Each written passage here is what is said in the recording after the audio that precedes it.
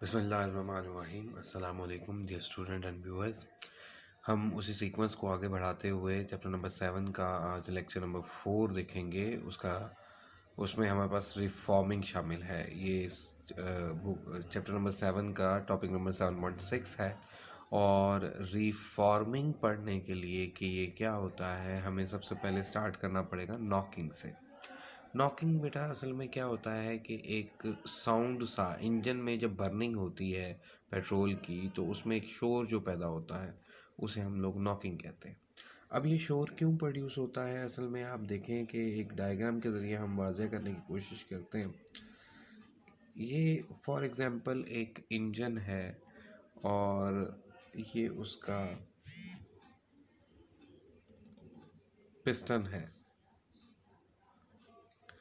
जो मूव कर रहा है नीचे नीचे की तरफ। यहाँ पे एक बेसिकली यहाँ नीचे एक प्लग होता है, स्पार्क प्लग। जब ये पिस्टन जो है वो एक ख़ास हद तक नीचे आ जाता है और इसमें मौजूद पेट्रोल यानी गैसोलीन प्लस एयर वो बहुत ज़्यादा कंप्रेस हो जाती है।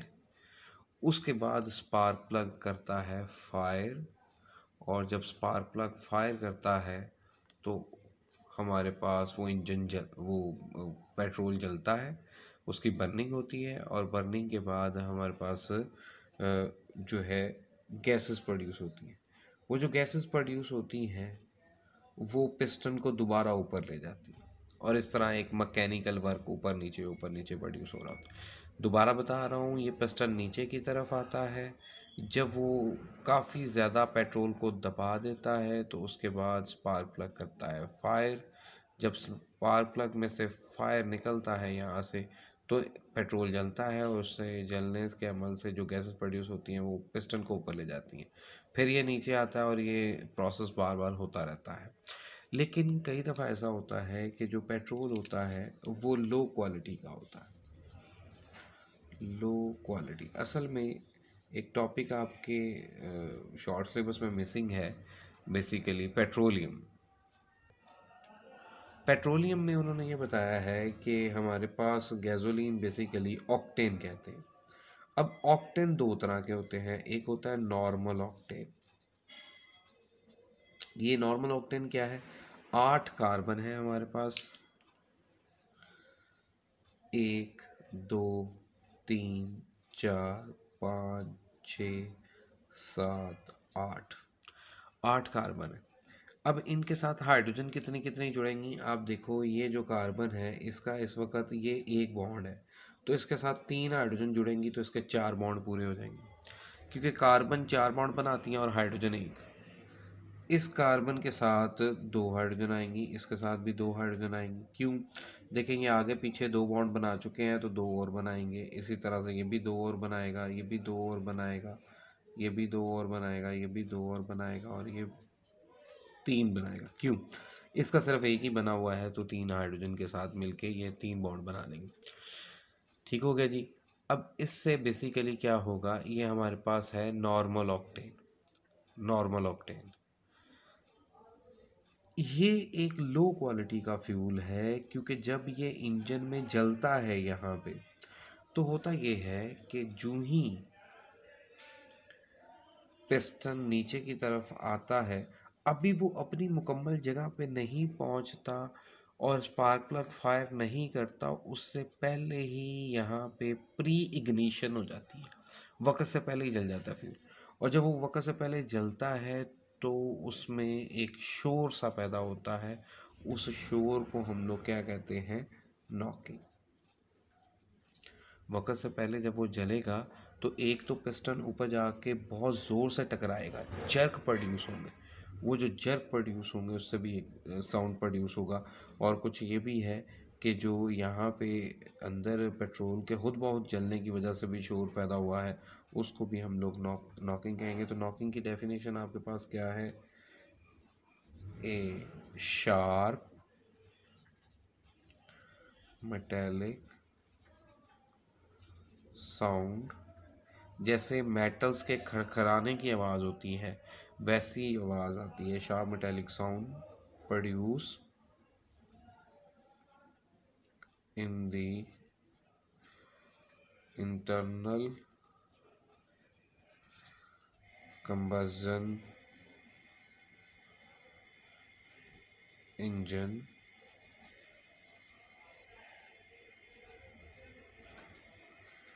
due to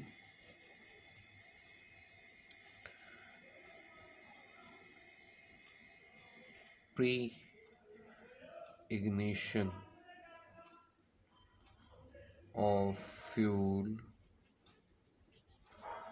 before spark plug fire। Spark plug के फायर करने से पहले ही पेट्रोल के जल जाने की वजह से जो एक शोर पैदा होता है उसे नॉकिंग कहते हैं।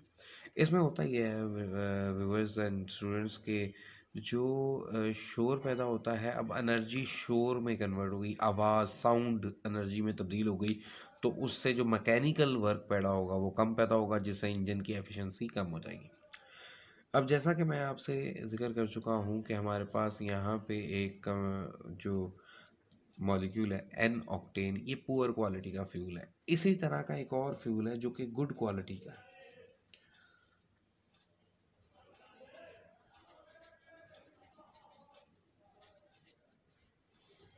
अच्छी क्वालिटी का फ्यूल कौन सा है? जिसमें ये देखो 1 2 3 4 5 कार्बन ऐसी हो गई,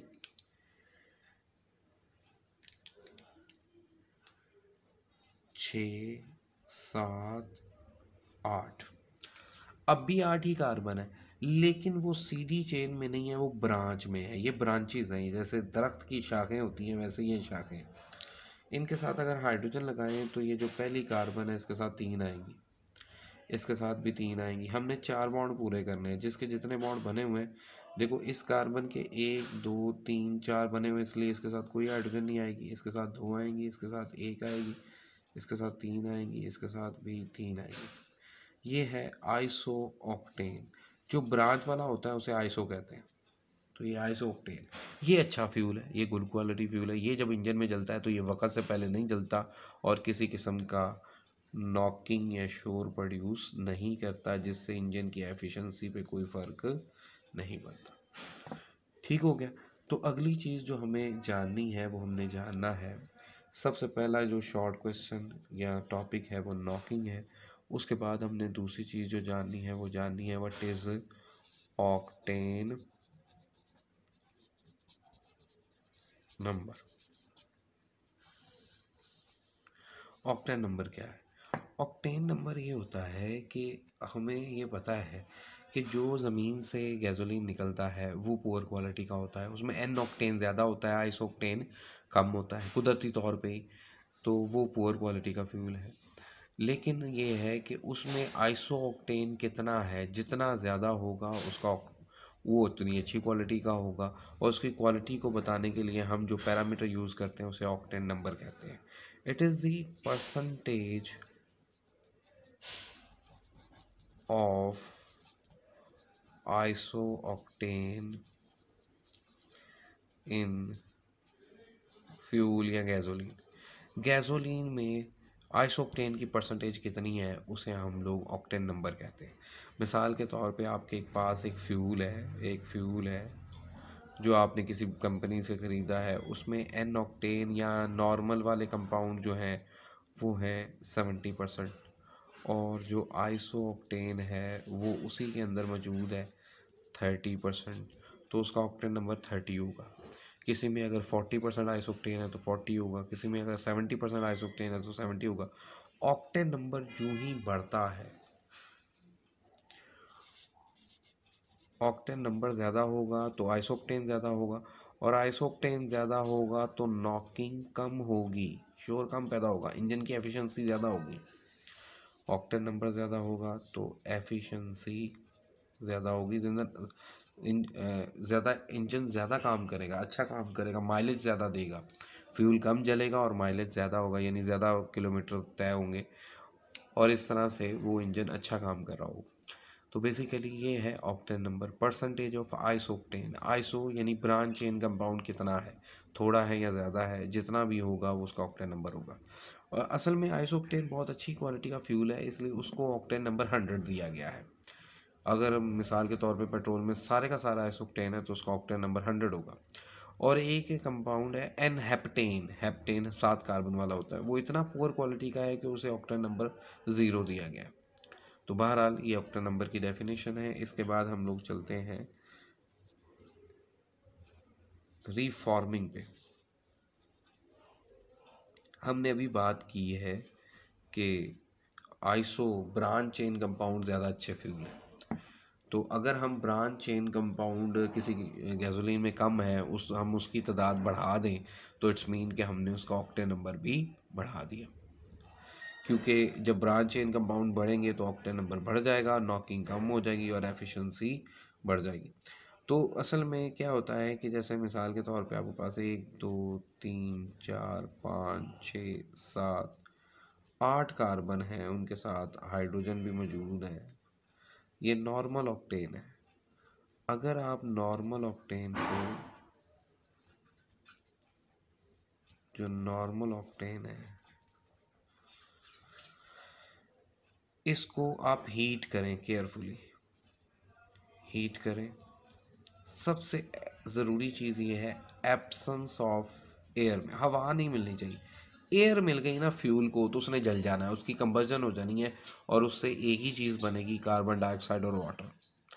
इसलिए आपने इसे एयर नहीं देनी, हवा की अदम मौजूदगी में, ऑक्सीजन की अदम मौजूदगी में, और हीट करना है in the presence of a catalyst, alumina and silica. Book में इसका जिक्र नहीं है पर यही कैटलिस्ट यूज़ होते हैं। तो क्या होगा, जो प्रोडक्ट आपके पास बनेगी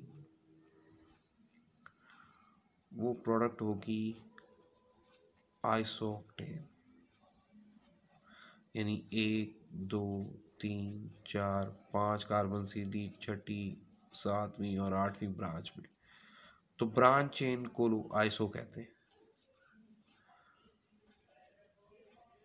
इसलिए हमारे पास आइसोक्टेन बनेगा। जब आइसोक्टेन बनेगा तो उसकी मिकदार बढ़ जाएगी, उसकी मिकदार बढ़ने से ऑक्टेन नंबर भी बढ़ जाएगा, और ऑक्टेन नंबर बढ़ गई तो नॉकिंग क्या हो जाएगी, कम, और वो फ्यूल एक अच्छी क्वालिटी का फ्यूल हो जाएगा। मिसाल के तौर पे पहले उसमें एन ऑक्टेन जो था वो 70% था और आइसोक्टेन 30% था। हमने मज़ीद 40% को उसमें कन्वर्ट कर दिया तो बाकी 30% आ गया, और ये 40% होकर 70% हो गया। तो 70% आइसोक्टेन का मतलब है ऑक्टेन नंबर 70 है। पहले उसका ऑक्टेन नंबर 30 था, अब उसका ऑक्टेन नंबर 70 है। ये रिफॉर्मिंग का फ़ायदा है। तो रिफॉर्मिंग होगा क्या दरअसल, अगर हम लोग इसको खुद डिफाइन करें तो इसकी डेफिनेशन ये होगी, conversion of straight chain hydrocarbon, HC mean hydrocarbon, into A branched chain hydrocarbon.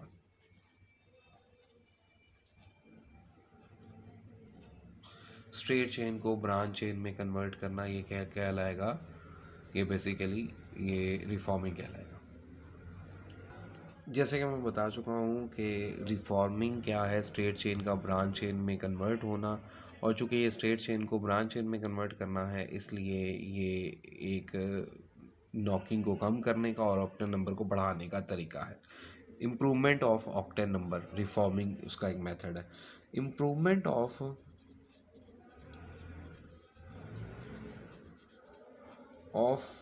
Octane number जो है, जैसा कि मैं बता चुका हूँ कि ज़मीन से निकलने वाला जो ऑयल है वो लो क्वालिटी का होता है। उसे अच्छी क्वालिटी का बनाने के लिए एक तो रिफॉर्मिंग है, उससे ऑक्टेन नंबर बढ़ जाएगा और वो अच्छी क्वालिटी का हो जाएगा। दूसरा एक तरीकाकार है anti knocking agent. Anti knocking agent क्या करते हैं, बेसिकली हमारे पास एक एंटी नॉकिंग एजेंट है C2H5, इस ग्रुप का नाम है इथाइल, हम इसे चैप्टर 8 में पढ़ेंगे। ये 4 हो जाएं तो ये टेट्रा इथाइल और साथ में लेड की वैलेंसी 4 है, तो उसके साथ 4 जो है वो इथाइल लगेंगे। टेट्रा इथाइल लेड, इसे टेल कहते हैं, टेल। ये जब पेट्रोल में डाला जाता है तो उसकी नॉकिंग कम हो जाती है, और जैसा मैंने बताया था knocking is inversely proportional to octane number, knocking कम हो जाएगी तो ऑक्टेन नंबर बढ़ जाएगा। लेकिन इसका एक नुकसान है कि जब हम इसे फ्यूल में इस्तेमाल करते हैं तो फ्यूल में ज़ाहिर बात है इसे डाला है, फ्यूल जलेगा तो ये भी जलेगा, इसके जलने से कार्बन डाइऑक्साइड वाटर तो बनेंगे ही, साथ में बनेगा लेड ऑक्साइड एयर की मौजूदगी में। जब ये जलेगा इंजन के अंदर, वो लेड ऑक्साइड बाहर निकलते निकलते लेड में कन्वर्ट हो जाएगा, और वो जब एग्जॉस्ट से बाहर आएगा, एग्जॉस्ट क्या है, जो हमारा सलेंसर है गाड़ी का वो एग्जॉस्ट है, उससे बाहर आएगा तो उस वक़्त वो लेड में कन्वर्ट हो चुका होगा। और लेड जब बाहर आता है तो लेड एक बहुत ही ज़्यादा टॉक्सिक पॉइजनस मेटल है, ये एयर पोल्यूशन काज करता है, और इससे हवा की आलूदगी में इजाफा होता है, जिससे ना सिर्फ इंसान जानवर बल्कि पौधों को भी नुकसान होता है।